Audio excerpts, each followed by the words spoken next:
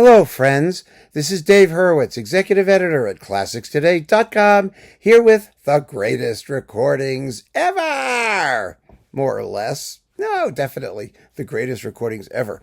And today we feature this one, Bach and Handel. First of all, you've got two of the greatest composers ever, and two of their greatest choral works. The Bach is his Magnificat, the magnificent Magnificat, and Handel's is his Utrecht Deum. So you've got two celebratory pieces, really, sacred works both, performed to the nines by Nikolaus Harnoncourt and Concentus Musicus Wien. Now, I am not a uniform fan of Harnoncourt in his Baroque rhetorical mode, as he usually is when he does Baroque choral music. Sometimes he could be very, very odd with strange tempos and, weird articulation and all kinds of things, not necessarily done in the name of authenticity. It's done in the name of Harnoncourt. I mean, that's the way he did these things. But here he's firing on all cylinders. He really is. The performance of the Magnificat is magnificent. Well, I think I said that, right? Magnificent, Magnificat, it's mag, just plain mag.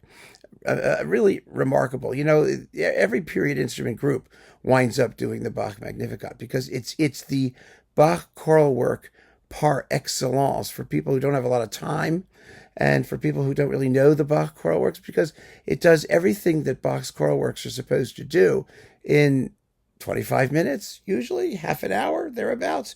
It has 12 movements, and you've got solos, solo arias, and fugal choruses, and illustrative thingies, and it's just marvelous. It's absolutely marvelous, and you get through it quickly. Like I said, I mean, it's really just a joy to listen to from beginning to end. So when people are starting out with their Bach, this is the choral work to get. So all the period instrument people do it. And the vast majority of them, they make two what I consider to be sort of like unfortunate errors, unforced errors also. One of them is to take the whole thing too damn fast, especially the opening chorus. It's a very difficult chorus. It's a very virtuosic chorus. And, there is a tendency to want to show off, what your trumpeters can do and what your choristers can do, all playing, it's like blasting through it. Well, the fact that it's celebratory doesn't mean that it has to be breathless. It still has to be sung. There's a text, my soul doth magnify the Lord. There's nothing about that implies haste.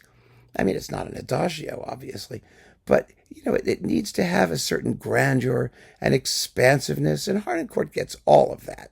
He also has a very good selection of soloists. They are, Hildegard Heichele and Helrun Gardov, sopranos, and Paul Eswood, alto. Well, you have to put up with that, but he's not bad. He's really not. Kurt Equeluz and Robert Hall, so those are the men's voices, tenor and bass or whatever they are. The bottom line is this. I have a problem with countertenors. I always did, because there's a tendency.